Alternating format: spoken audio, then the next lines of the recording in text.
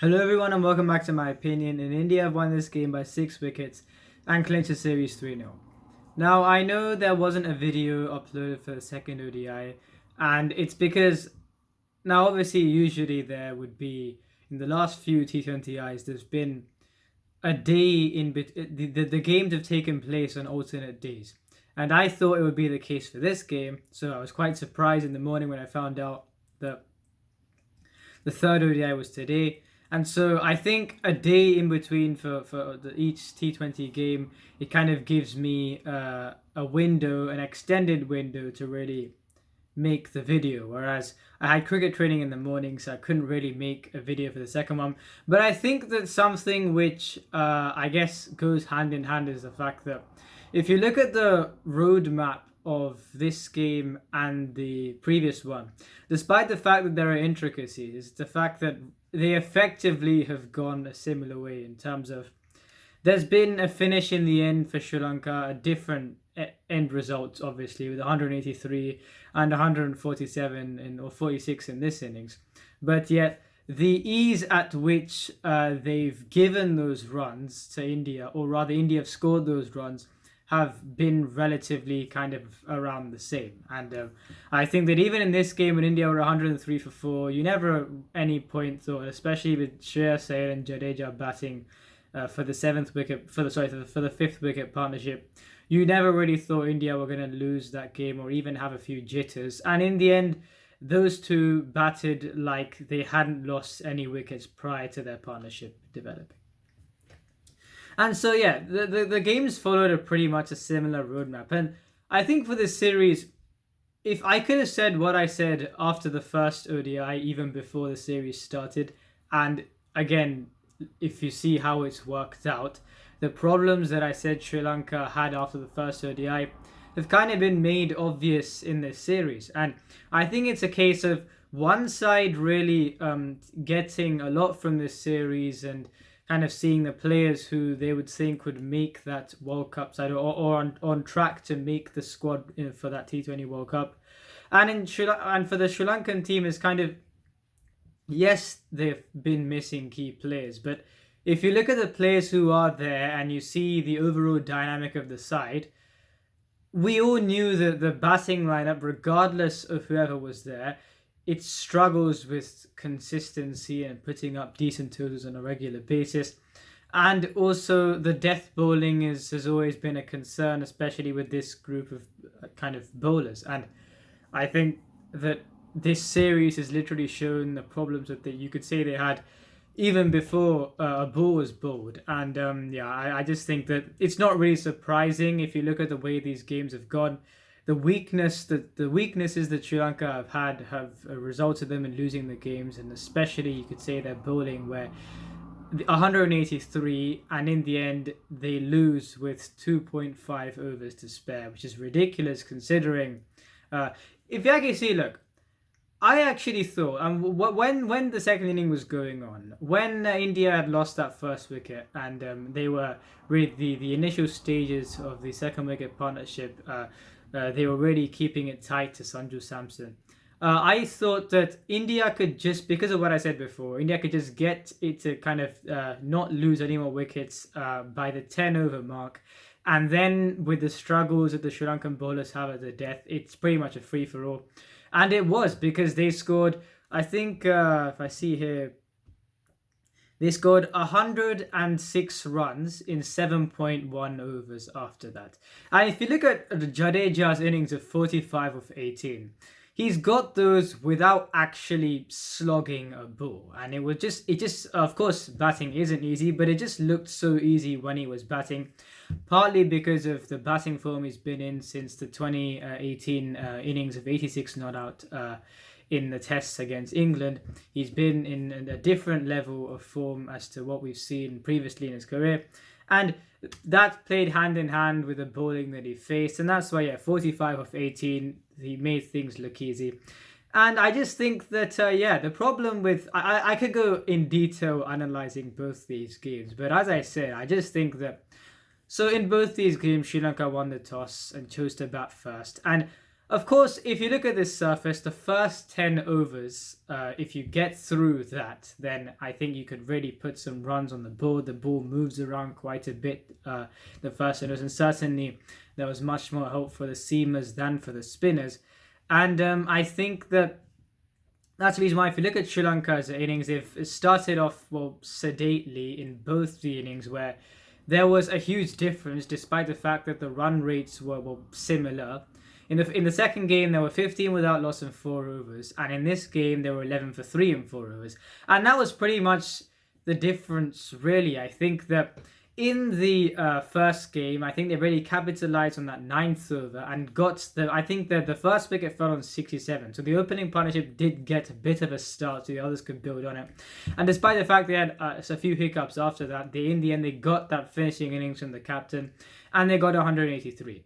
When you're 11 for 3 in 4 overs, you're pretty much doomed at that point. And if you actually look at the Sri Lankan innings today, there's a 1 off 10, a 9 off 19, a 22 off 27, and a 12 off 19. And it's honestly 4 disastrous scores, despite the fact that they effectively had 24 free runs and extras, where I know it says 24, but there were 6 wides, 4 byes, and 14 legs byes. So I wouldn't really say there was kind of indisciplined bowling or anything.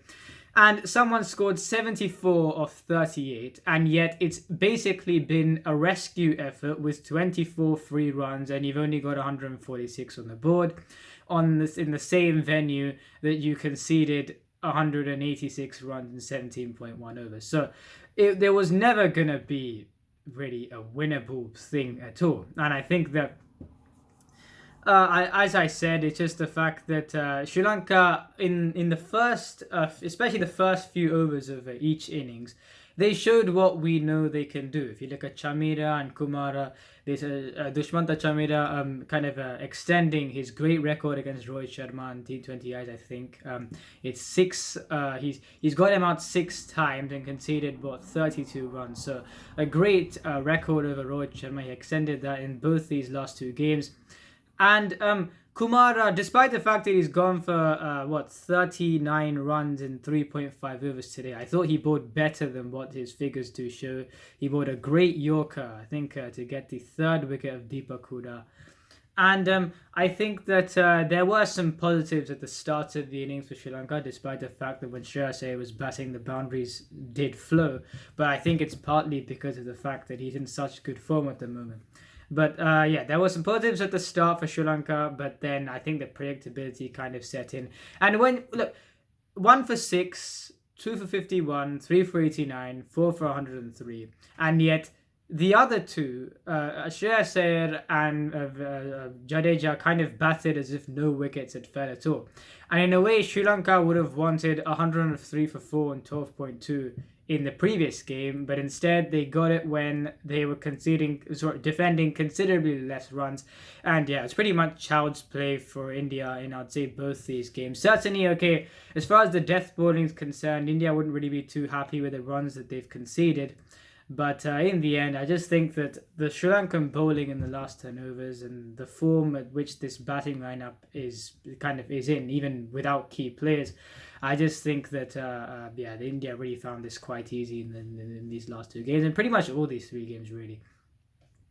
So as far as the series overview, I'm going to start off with India. I think a lot of positives to get from this series.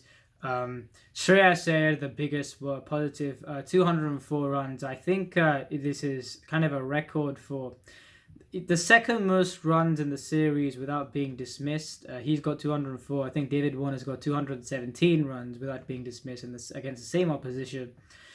So he's really, honestly, I think that certainly if you look at, of course when Virat Kohli comes back, you'd think that he would start. But let me tell you, he's got some... I still think Kohli will start, because I'm saying that, and I would obviously want Kohli to start, but I'm saying that the only way Shreyas Iyer would start for me is if Kohli has an absolutely disastrous time and Shreyas Iyer goes from strength to strength, doing effectively what he's doing now. So it's going to take something spectacular like what he's doing now. But I really think that, he's definitely, I think, more or less, unless he has an absolutely horrific IPO, which he probably won't, he's booked his place in the squad, and rightfully so. I think at number 3, he's pretty much... the strike rates that he's gone about his innings, especially in the second game when, I think it was in the first game, when 11 of 10, and he's got 46 of the next 18 balls.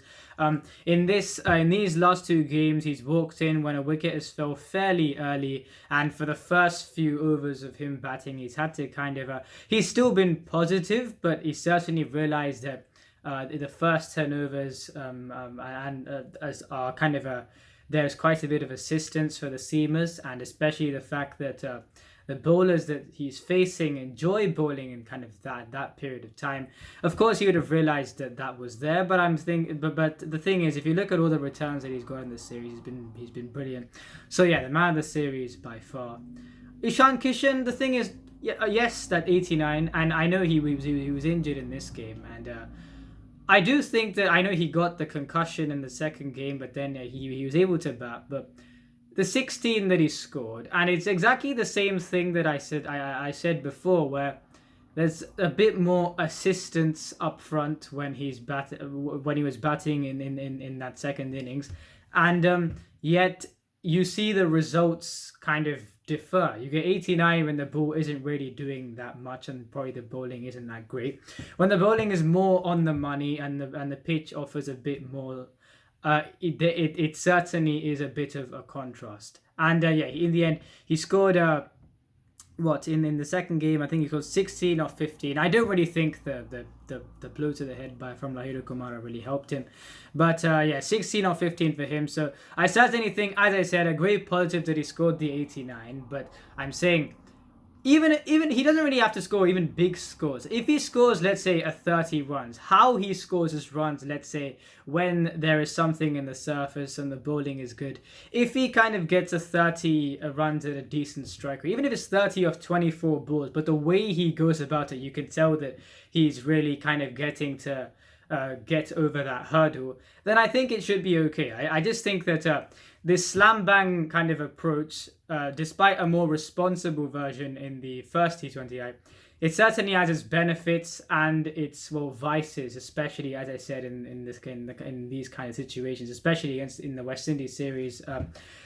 I certainly think that it has its pros and cons, and that's something he's going to have to kind of live with his own game, basically, and try to improve his game to make sure that he can still contribute to a decent level, although unfair to expect kind of these slam bang innings in all kinds of services. I think that certainly contribute relatively according to the situation in each game. And I think that the other players like Sanju Samson, they got 2 opportunities. I think a 27 and an 18. Didn't get a chance to bat in the first T20I. And I think that for him, I think that all the times that he's batted so far, it's either been a case of mostly he hasn't really had too much time to bat. And when he has batted, it's not like he's looked out of sorts. He has looked quite good, but I'm saying that he hasn't really got the scores, and he's got a few opportunities now, despite the fact that they are quite sporadic. So because of that, I'm not really going to say too much about him. I think that we all know the kind of ability that he has, and I really think the fact that a lot of the opportunities, the games he's played, he hasn't really got too much time to bat, and also the opportunities have been quite sporadic. And I think that to get used to an environment that you probably to get used to kind of this environment when you've had such sporadic opportunities, I think that it would be quite difficult. So yeah, I don't really think that you should read too much into what's kind of happened in the series. He hasn't really had a bad time as such, and he opened the batting this game 18 of 12, and he was caught behind of Chamika Karunaratne. So yeah, I really think that I think that as far as the World Cup side is concerned, he's going to have a spectacular IPO, and I'm saying this because the top 3 is pretty much settled, and the place he's going to have to compete for is number 4, and he has quite a few competitors to compete with. So that's the reason why I'm not really sure how it's going to go. Just they're all great options to have at number 4. But I really think that if you look at players like Rishabh Pant coming back into the side as well, and with what Suryakumar Yadav has done, he certainly has an advantage over the other players in that slot. So yeah, it'll be interesting to see how that goes. But that's on Samson. I don't really think you should take these 2 games into too much of a consideration, because it would take a while to get used to an environment that you haven't really had that many chances to thrive in. And yeah, that's pretty much the batsman really. Venkatesh Iyer only really getting 1 batting opportunity. I actually thought he was going to open the batting, considering Ishan Kishan wasn't playing, and maybe they could have played Sanju Samson at number 4, considering that's the position he's going to have to slot in if he wants to get into the starting 11, and also the fact that he's going to be probably batting at that position for Rajasthan Royals as well. So yeah, it'll be quite a prolonged run in batting in that position to see how he goes. But yeah, in the end, they batted him up top, and yeah, there's nothing really much to say about Venkatesh Iyer in this series. He didn't really have much to do. And about Jadeja, now the thing is, he scored two brilliant innings, 45 and 22 in these 2 games, made things look really easy. And I think that if you look at the positions that he walked out to bat in both these games, I don't think he's going to walk out to bat at number 5, but I do think there's a difference between playing him as a number 6 and as a number 7, because as of now, look, his batting supersedes his bowling by quite a bit, and I really think that if you wanted to play him as a batsman who bowls a bit at number 6, sure, but playing him at number 7, it completely shifts things. You have to prioritize the bowling all-rounder at that point, which is why I've said Akshar Patel certainly should play at a number 7. And I think that if you were to play Jadeja at number 6, then Venkatesh Iyer probably would have to miss out, and then you'd play 3 seamers and 3 spinners. But since they are playing in Australia, they probably wouldn't go with the 3rd spinner. And I do hope that Hardik Pandya kind of gets back to full fitness, because I certainly think of how refined of a cricketer that he is. I think that certainly he would be a great option to kind of in that number 6 role. But I think for batting wise, to play him as a batsman at number 6, if there wasn't anyone else available, I mean, Jadeja is a brilliant option. But I think that if you're playing him at a number 7, his bowling comes into question. He has to be part of the 5 bowlers. And as I've said before, I just don't think he is that in white ball cricket. The bowlers had a great time of things. Harshal Patel, certainly. What I've talked about this before as well. The versatility that he's starting to show, where he's starting to slip a few quicker ones in. I think that he's realised that he can't keep on going for the slow stuff all the time, especially in Australia. The slow stuff won't work all the time. And I think that despite the fact that he went for runs in the second T20I, and even in this game, I think... Actually, no, not in this game. In this game, I know he kind of went for 12 runs in his last over, and yet he only gave 29 runs in his 4 overs. And if you actually look at this game, right, someone has scored 74 off 38, and yet the bowler who's been most hit in terms of economy rate is 1 for 32 in 4 overs, Ravi Bishnoi. So clearly, India didn't really have a stressful time in this at all. And even though there was such a great finish from the captain, the Sri Lankan captain. And I really think Harshal Patel has been really good. I think that he's got the idea of, as I said, combining the old with the new. And I really think this is probably the best he's probably bowled ever, I would say. And definitely a shoe-in to... I would say he'd comfortably make the squad as of now. And he'd probably have to compete with the likes of Deepak Chahar. Quite a tough ask to get into the starting 11, but let's see how that goes. Avesh Khan also, I think that he 2 for 23 in 4 overs. Really had a great day today. He was helped by the fact that he got 2 of the top 3, kind of the top 3 out in Nisanka and Asalanka, and by then it was kind of 11 for 3. The innings was pretty much already kind of almost broken by that point. So I think all the bowlers, because of the 3 wickets in the first 4 overs, they had quite good times of things. So yeah, a 2 for 23 for him, very young in his India career and very young in his career as well. Great figures for him. And Mohammad Siraj in this game, I think The advantage that he had was that he didn't have to bowl to death. 1 for 22 and 4 overs to set the tone up top. A good performance from him. I don't really think he's in the contention for the T20 World Cup, but I certainly think that adds a bonus for kind of what he usually likes to really bowl with in the first 10 overs, not necessarily at the death. And I certainly think setting the tone today, he did a great job. That was pretty much the Indian bowlers really. I think Bhuvneshwar Kumar, as I've said once again in this series, if you look at 3 home T20I series in a row, he has shown that there was this is the reason why, as I said before, it was pretty much because of injury and rust what happened in South Africa, because he's shown in the 3 T20I series how much of a champion bowler that he is. So certainly I think he's pretty much a sure starter along with Jasprit Bumrah, and he always should have been, in my view, and he always has been a sure starter. Him and Bumrah as the kind of the senior bowlers, the seamers in the side. I really think that the question is the third seamer, and even that question's pretty much being answered. For me, I would pick Deepak Chahar, Bhuvneshwar Kumar, and Jasprit Bumrah. And I really think that the team is looking great. And as I said, one side gaining so much from the series, and the other side, which I'm going to get to now, kind of realizing the same problems just over again. And for the Sri Lankan team, as I said, look, I don't...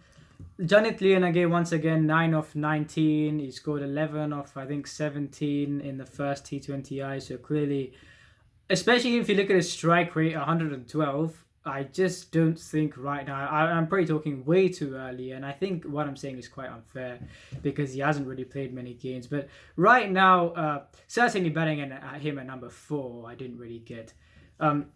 He probably doesn't really seem that suited to T20 cricket as of now, I would think. I mean, I may be wrong, but what I've seen by the way that he struggled in these first 2 games, I can't really sense that extra gear. And it's not only him, it's the other player who, as I talked about in the previous video, I have no idea why Dinesh Chandimal is batting at number 5 in a T20 side.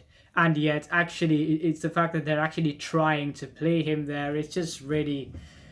I understand, look, the consistency probably of the other keeper batsmen that they have in Niroshan Dikwela, Kusal Perera and Kusal Mendes. Okay, they don't get that from them. But you don't really get any kind of... for a number 5, or even if he was opening the batting, would you play Chandimal in a T20 side? I have no idea why this experiment's been going for so long.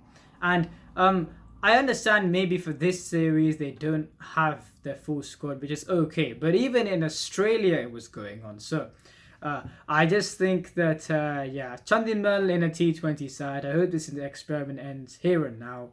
And I actually think when the whole squad is available, I actually think this top 3 is a really good top 3. What you've got Nisanka, Gunathilaka and Charith Asalanka. That is a quality top 3. I certainly think that batting Asalanka at number 3 rather than number 4 is the way to go. And I actually think Niroshan Dikwela as a keeper option, and also someone who certainly, if you look at consistent... You wouldn't really bat Kusal Mendes at number 4. You'd much rather play him at either opening or number 3, preferably opening the batting. And I think that with the consistency factor of Kusal Perera as well, and also he's probably much more suited to opening the batting, I'd say, at this point in time, despite the fact that he is quite an aggressive batsman. I'd probably play Niroshan Dikwela at number 4, Bhanuka Rajapaksa number 5, Shanaka 6. That's quite a good top 6. It has players who... I think with the top 3, as far as they're concerned, Gunathilaka will probably take the role of being the aggressor. And Nisanka and Asalanka can also score a good strike rate. So you don't really have a case of being bogged down there at all. And it's really the case if the batsmen do get the runs, you know that most likely, if things go well for them, strike rate will not be a problem. And I think that in this series, if you look at number 4 and number 5, they've pretty much, yes, without their key players, they've pretty much, it's been stuck. I mean, it's just been the top 3, and then it has to be Dashun Shanaka really, because number 4 and number 5, you're not getting anything from them. And that's kind of really been the issue. Asalanka has to bat at 3 in my view.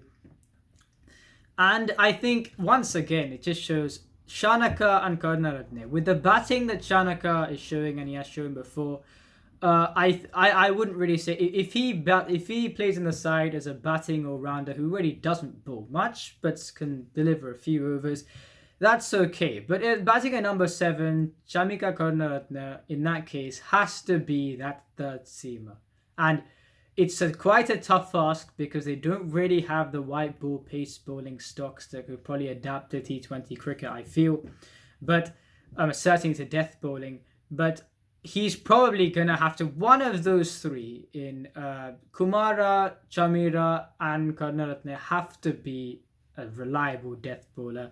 Certainly the two main seamers have to do a better job at bowling at the death. And if you look at the Yorker that Kumara bowled to Deepak Hooda, you've shown that he can do it, but he does struggle with the death quite a bit. And I think that, they really have to, because I don't really think that they're in a position right now.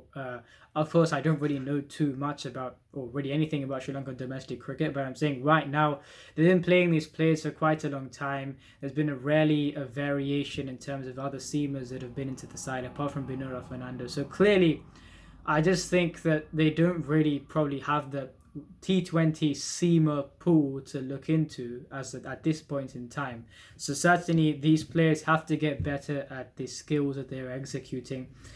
And yes, and disciplines like fielding in the second game. Look, the Sri Lankan side for a number of years now probably they've been up and down in the field to say the least.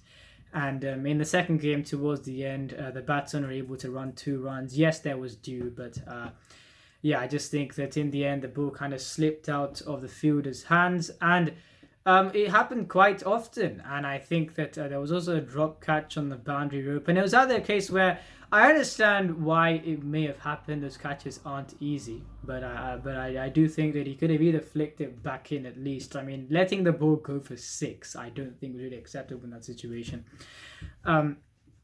And that was on that. Of course, he would have been looking to catch the ball, and maybe that's the reason why, if you miss it, it is going to go for 6. But I just think that, kind of things like that where the fielding also doesn't help when your bowlers concede runs at the death. And that's this series. I mean, I could have said this even before this series had started, because it's been the same problems. And if you look at the Sri Lankan team, in most cases, they're going to have to dominate the first 10 overs of the ball to such an incredible degree in most cases.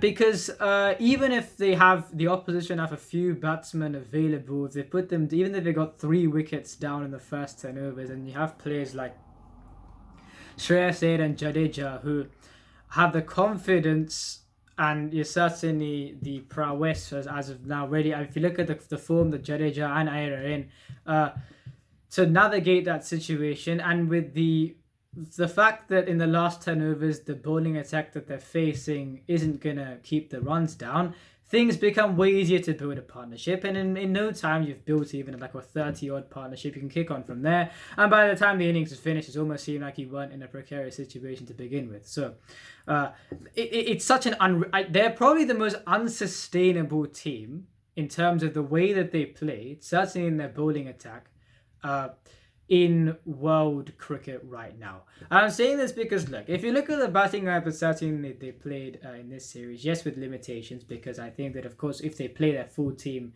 it won't, they won't have this kind of this vacuum in the middle order where they're not really getting their runs at a decent strike rate either. But I certainly think that the players have struggled for consistency, and that's the reason why, despite all the ability in the lineup, despite you look at the lineup and you think it looks good on paper, but they don't really translate that into decent scores. And even when they've scored 183, and yet you think they needed 17 runs extra. It was a great innings if you look at that on paper, great innings. But for the Sri Lankan side, I just wasn't surprised at all. There was dew all through the game. And I think that, as I said in this pitch, after the first 10 overs, the back 10 overs become quite a lot. You could say you could really look to chase a high score down. And it really showed by the fact that I wasn't surprised at all that they even lost the game as quick as they did, because they really don't seem to have an answer. And of course, through the middle overs, maybe they would have been able to rely on a Hasaranga. Maybe he would have been able to put a bit more pressure considering even in this game 103 for 4, maybe they would have been able to put a bit more pressure. But I still think that you can't excuse the fact that the seam bowling attack seems very one-dimensional. And it's going to hurt them all the time because you've got the batting lineup who aren't consistent enough to put the big scores despite the fact that they have a ability. And even when they do put even 180, and if that means if the batting tracks are good, you can't really expect or you would expect the bowlers to defend it, but you know that they're gonna just capitulate. So that's the problem. Probably the most unsustainable team in world cricket as of now for me. Sri Lanka have the ability, but it's just the fact that these things are really not helping them. And against a team like India, even in their probably not their strongest 11, despite the fact it's a really strong 11. I think they're coming up against 11 with all bases covered, even without players like Rahul, Virat Kohli, etc. It was always going to be difficult. So yeah, I think it's the case of one team really just getting quite a bit from the series, and another team, they knew they had these problems before they played the series. I do feel bad for them considering, look, I was surprised that the game was played the next day. I understand because they would want to capitalize on a weekend, but also they've just lost in a crushing way in the previous game, and then playing in this already, the morale wouldn't have been great. And you're actually playing against a weaker attack than you were the previous game, and yet things just capitulated from the start. I'm not saying the attack bowled, but the Indian bowlers bowled badly, but yeah, I just think that there was a case of where they really tried to. Padum Nissanka, 1 of 10 balls, clearly felt that he was slightly bogged down because of the runs that they've achieved in the overs, losing early wickets as well, and in the end he lost his wicket. So that's it really. I'm completely not surprised about this series result, and the way each game went. The dynamic of the games are pretty much fully expected, and look, I'm a well-wisher of the cricket of all teams, and I think the Sri Lankan team it's especially, as I said, it's probably their best side. This is their best side probably in the last especially 2 years. It's got, in terms of all the ability that it has, and I think it's a side that, especially in the T20 World Cup, where you'd think it has such good in it, but the problem is it's incomplete. And I think that it's incomplete to such a level that it's so unsustainable with all that talent that they have. The roadmap in the games are so predictable for the most part, and yeah, that's basically on that. I really think that it's the case of they've got the talented players that they've got, I believe, in white ball cricket, apart from the ones that are not available for the series. But generally, these are the players that they can really go to as of now, and they've got to really make sure these players improve the current skill set that they have. And yeah, let's see how they go. I wish them all the best. And yeah, let's go on to the test series. Is going to start in, I think, a week with Virat Kohli's 100th test match, and a really happy occasion that will be. And yeah, let's see how that goes. If you enjoyed this video, please like and subscribe, and please share this video with your friends. And remember, this is my opinion. What's yours?